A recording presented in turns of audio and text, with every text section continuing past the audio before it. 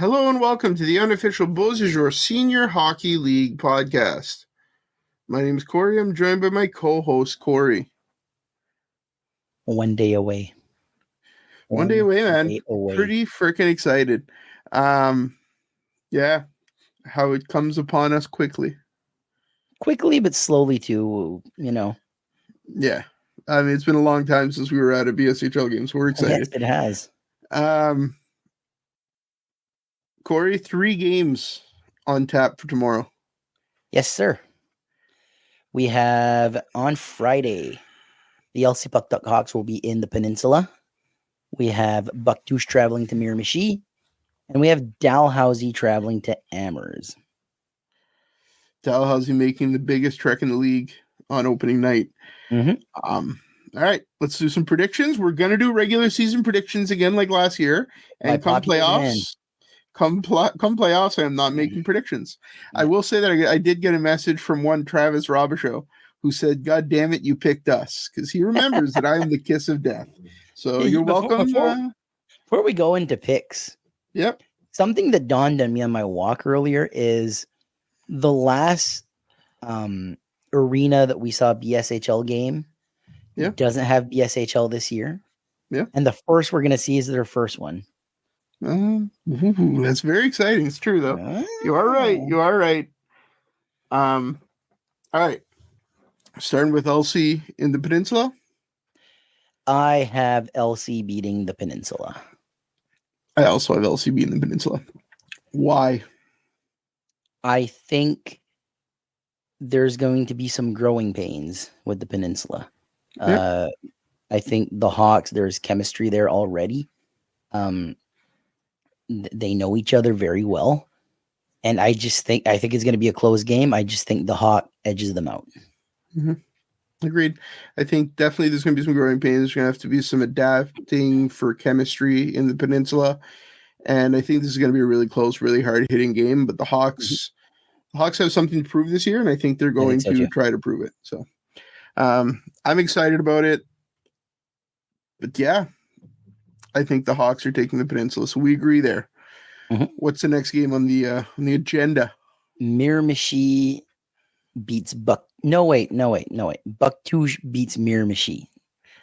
You kind of teased there. Yeah. All right. Why does Bucktouche beat Miramichi? I think Bucktouche has a lot to prove too. I think they're coming in here. I think there's a bit of a rivalry with Miramichi, and I think Miramichi, they're still a little shell-shocked before they get their legs underneath them.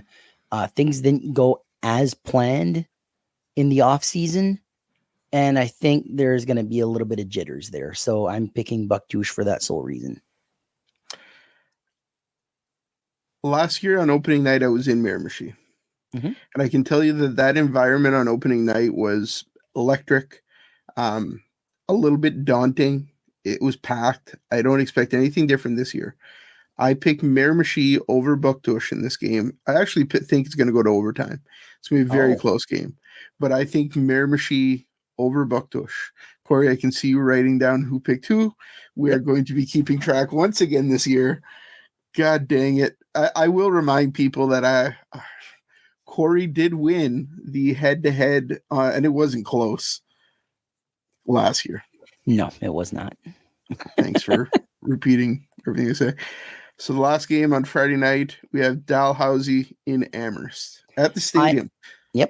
I have Dalhousie beating Amherst. Same reason for the Peninsula. New team, young team, got to get that chemistry. A lot of the same coal miners player, but Dalhousie, I think they're still on a rush from winning that cup, so I'm going with Dalhousie for the win. The champ is here, to quote John Cena from our wrestling side. Mm-hmm. I think, unfortunately, I do think that Dalhousie beats the Ducks. I'm sorry, Travis, and I'm sorry, Parker. Parker will be upset that I didn't pick the Ducks, and Travis will be upset because he thinks I'm the kiss of death. So I think, much like you, I think the depth in Dalhousie is probably going to get them the win here, but I will say that I think the Ducks have as much or more to prove than anybody in this league. They have some of the best offseason signings and maybe the best goalie in the league. Mm-hmm. So I think Dalhousie is going to be in tough. Mm-hmm. But I do think that Dalhousie has what it takes to pick up their first win here. So I think Dalhousie over Amherst. Yeah. So that takes care of Friday. And to recap, Corey Vautour's picks, LC Bucktush and Dalhousie. Corey Robichaud's picks, LC Miramichi and Dalhousie. So there will be a slight difference there. 2 games on Sunday. Amherst will be in Rishi-Bucktu to meet the Hawks, and the Peninsula will be in Bucktush to meet the JCs. All right. I think Amherst comes into LC and upsets the Hawks in their home opener at the Ken North. I think the Ducks lose on Friday, and they're going to have something to prove on Sunday. They're going to come with a really good team. I think this is going to be a team that shows up on the road. And I think they take it to the Hawks on Sunday and get a win. I 100% agree with you. I think Amherst gets the win on Sunday. One more game. So the Peninsula in Bucktush. I think that the Peninsula will have something to prove. And I think the Peninsula will take the win versus Bucktush. I wish I knew what Bucktush lineup's going to be like on Sunday. I think that I hope and pray, and whoever you pray to, I pray to. I hope that Bucktush shows up for their team on Sunday. I hope the crowd is there. I hope the crowd's into it. 100%. They've proven that they're investing in the team. Mm-hmm. So now the least we can do as a community in Bucktush is invest your time in supporting that team that they built. So 100%. I think Bucktush takes it over the Peninsula on Sunday. I think it's going to be a great crowd. I'm not going to be there, unfortunately. I have another prior engagement. We're splitting up on Sunday. Cheryl's going to be at the Bucktush game. You're going to be in Elsipogtog. I'm going to be at the beginning of the Elsipogtog game. You're going to go to Bucktush when the Elsipogtog game is done, unless it's a blow up. Yeah. But you'll end up in Bucktush eventually, but you're going to miss the beginning. Cheryl will be there. You're going to be doing some pictures and some stuff in LC. I'm also going to be doing that. So we're splitting up. You're going to see that a lot on Sundays, the team splitting up and trying to cover both and get pictures of both. But so you think you have Elsipogtog winning, you have Dalhousie winning, you have Bucktush winning, you have Amherst winning, and you have the Peninsula winning.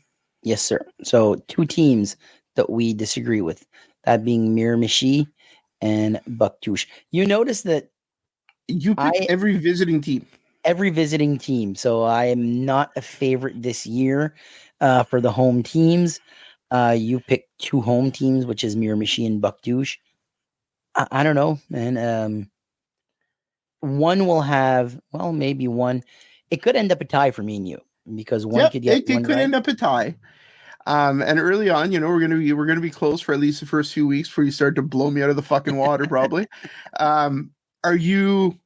How excited are you right now? Like, I am shaking with excitement for the season start. I agree with you 100%.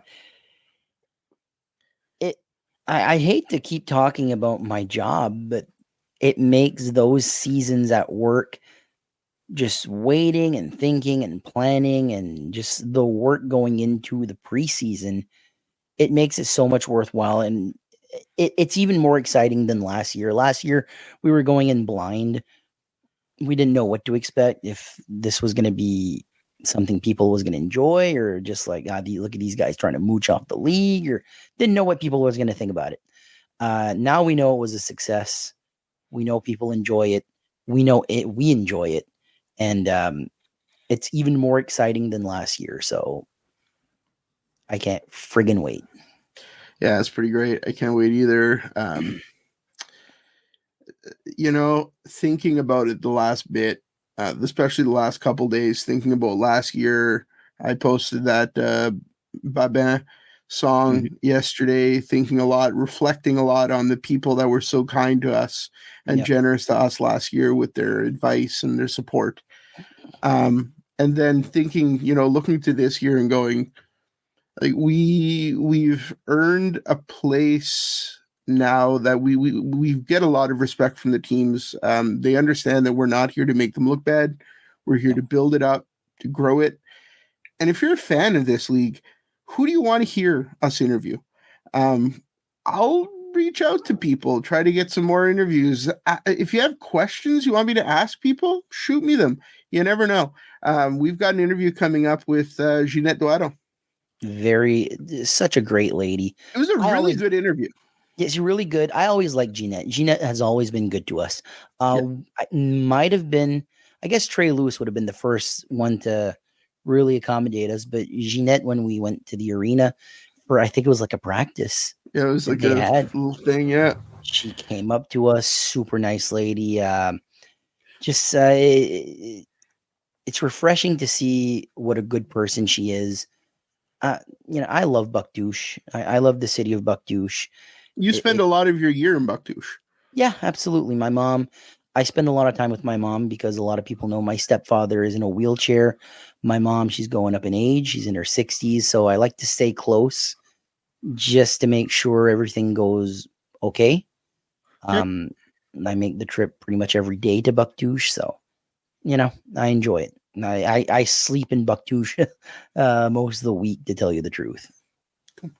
Yeah, so Bucktouche, and you hear a lot of the rumblings around town about how excited people are.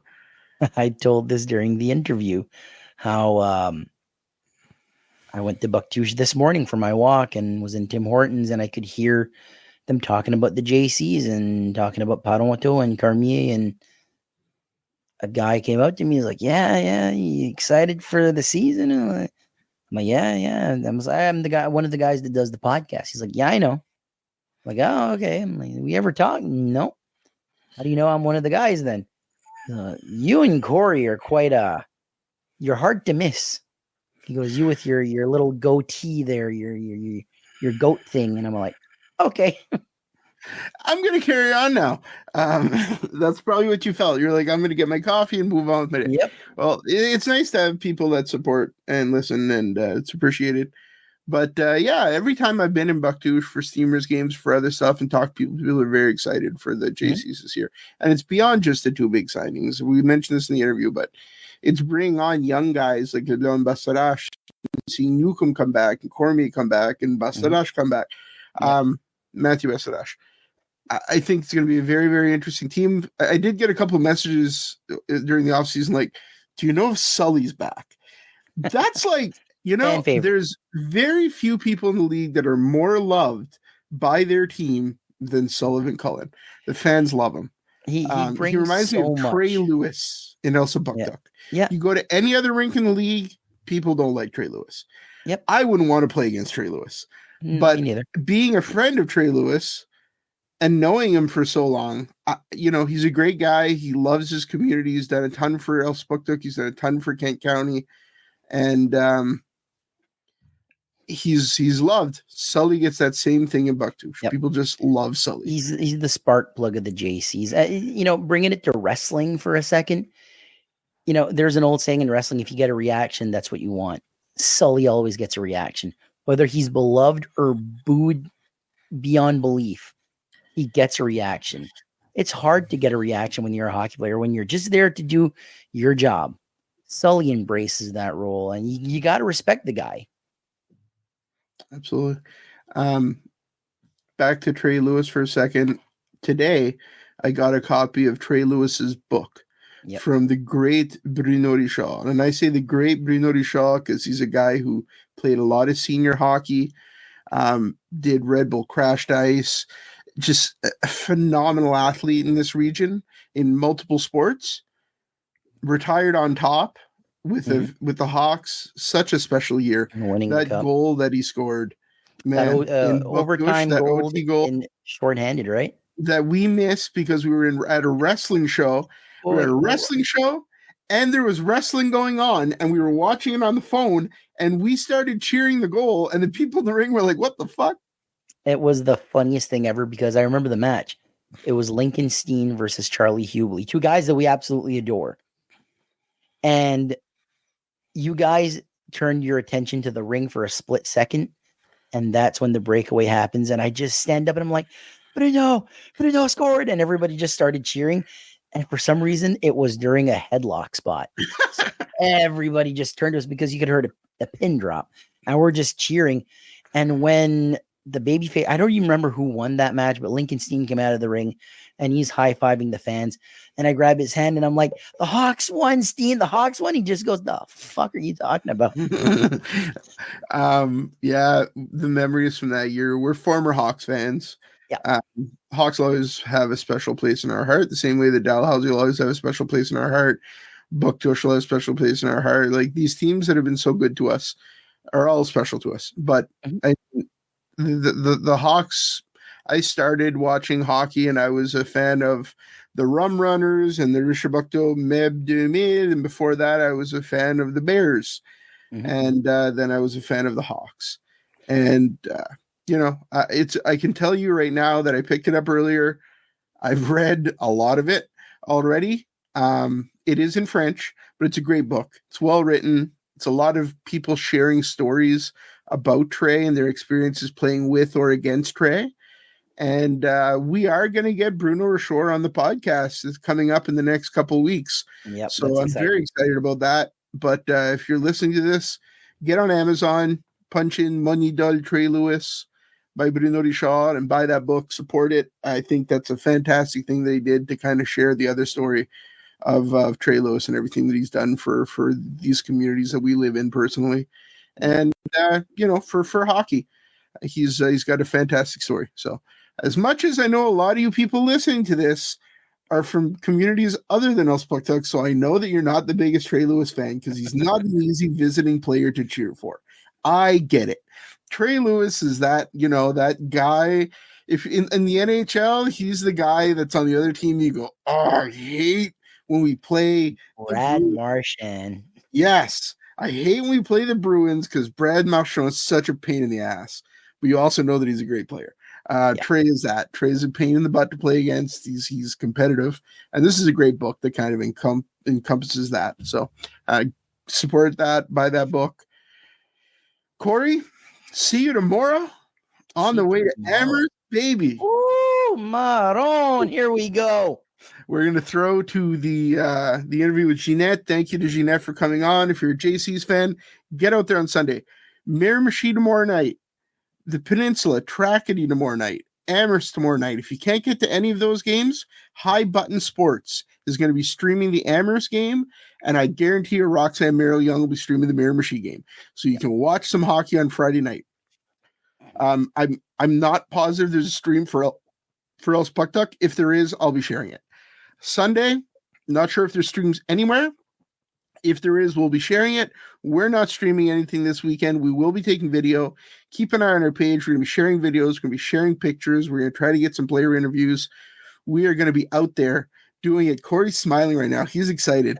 We have worked hard this offseason. We've bought a lot of new equipment. We're going to come into this season doing things that we didn't do last year. It's going to be bigger and better. Thank you for being there. Thank you for your support. Keep an eye on the podcast channel. Corey, see you tomorrow, buddy. Take care. All right, Corey and Corey are back from the podcast. We've got a guest tonight, Jeanette Duado, the general manager of the Bucktush JCs. How you doing, Jeanette? I'm doing good. How are you guys? Good. Very good. Just about to start another season. We're when this comes out, we'll be a day away. So that's pretty exciting. It is pretty exciting. We're almost there. So let's start off with, the elephant in the room is I've never seen this much excitement in Bucktush since the Allen Cup. I'm just going to be honest with you. I get a lot of messages, and people are happy. People are excited. I talk a lot to Ricky Bastadash. You know Ricky. Great photographer, good friend of the podcast. He's excited. How excited are you for this season, Jeanette? Super excited. We're really excited. We can't wait for it to start compared to last year. We had a bit of a rough year last year all around, and this year is already looking up. We're super excited. I know the elephant in the room is the two nice players that we signed, but we're excited beyond that also because we have a lot of returning people coming back. Like we have Mathieu Newcombe that's coming back, Mathieu Bastarache. We have a few, Jacques Comier is coming back also. So not just the big excitement that is getting everybody excited, but also to see former GCs coming back and solidifying the team. It takes everyone to make a wonderful team. And I think that everyone has something to bring. And I mean, we have our goalie. What can I say about our goalie? The goalie is the reason that my mother picked the JCs to win the cup this year. So yeah, it is. Yeah, amazing. I'm expecting him to be amazing. He also has a good backup. We have a young Zachary Leblanc that's coming in that is also very good and solid. So all around, everything is positive around the team versus players. We have a new committee. We have everything going on. So it's a very exciting year for the GCs. It's fantastic to hear. You have new coaches too. What made you guys decide on co-coaches this year? Coaches. It was an agreement between both. They both have other coaching jobs, and they didn't want to commit to a team and not be able to be there. So by doing co-coaching, they can make the decisions together. And if one can't be there, the other one can be there, so they can support each other. So that decision came from them that they wanted to co-coach to be able to offer the best coaching to the team. That's awesome. Yeah, that's fantastic. It is. They're two awesome coaches with two different skills. It's going to bring a good mix to the team. The practices, the boys, it's kind of funny because a couple of them said they've never seen practices like that since they've been with the GCs. We even had a little comment about Bernier. He made a little comment and he said, I don't even know what's going on right now. They're getting in shape for the season. So it's very exciting to see that everything is shipping up very well. That's awesome. One thing we talk about some on this podcast, and we've talked to Travis about it, and obviously we're very good friends with Connor, so we talked to Connor about it, but the amount of work that goes into being a GM,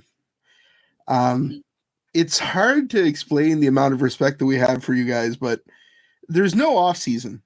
The season finishes and you guys start looking for sponsors, you start talking to players. Talk to me a little bit about that. It is an ongoing job if you want to make sure that you have a team. It's a lot of work. There's always, like, when it's the end of the year, it's a reflection about what could we do better, what did we do good, what could we do better, how can we improve for the next year. Mm-hmm. And then there's talk about, is the coaching staff going to stay the same? I mean, you never know if a coach is going to stay from year to year. Sometimes they have other commitments. So it's looking at the coaching staff and players. It's the same thing. Like, we just saw 3 of the senior league retire this year. So you never know who's going to retire or who's going to do what. So you can't really wait till August, September, because you have to put your team together. So it's trying to talk about the team, putting it together. And then there's registration, then there's meetings of the leagues and all of that. What are we going to have as a season? How many games? So there's all that. That's just a little minimum part, even if it's a lot bigger. And then there's all the behind the scene, like getting the volunteers, getting the passes, getting the sponsors.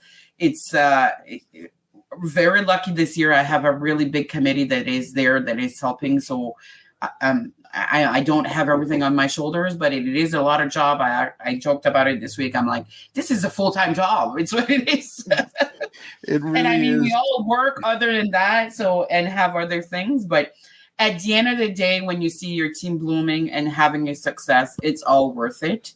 It's a lot of work, but it's worth it when you see that you can put a successful team together and that you have a good year.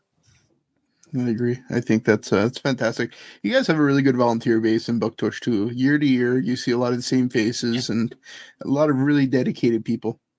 Yeah, I'm very lucky for that. It's been the same people pretty much for the last couple of years year round. They're always there. They're always there with a smile. I never have to worry or wonder. They do a wonderful job.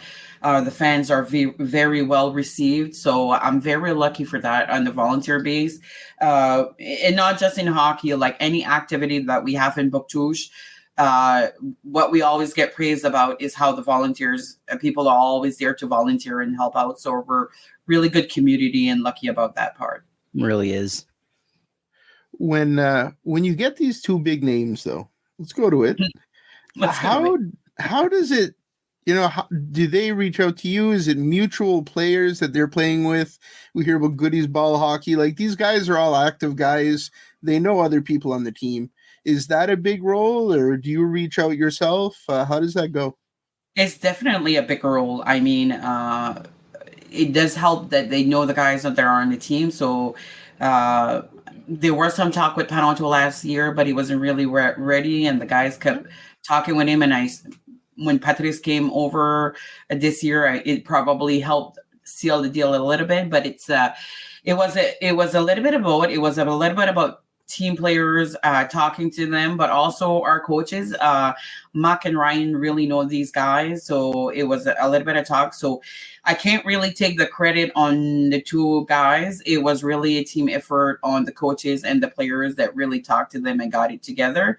I just did the signing. As soon as they told me what's the green light, I did the signing. Is what I did. But it was really, you don't want to miss on that, but it was really a team effort between the coaches and the players, talking with them and getting them around. Yeah, that's awesome. It's funny because every day I go for a walk in Bucktouche. It's my morning routine. I see you all the time. And I go to Tim's, and this morning I go to Tim's, and out of the corner of my eye and just my little ears hearing, I kept hearing JC's, Panonto, Carmi. It's the talk of the town right now. It is. It's unbelievable. It's night and day compared to last year. And being in Bucktouche, it's exciting. So exciting to see this.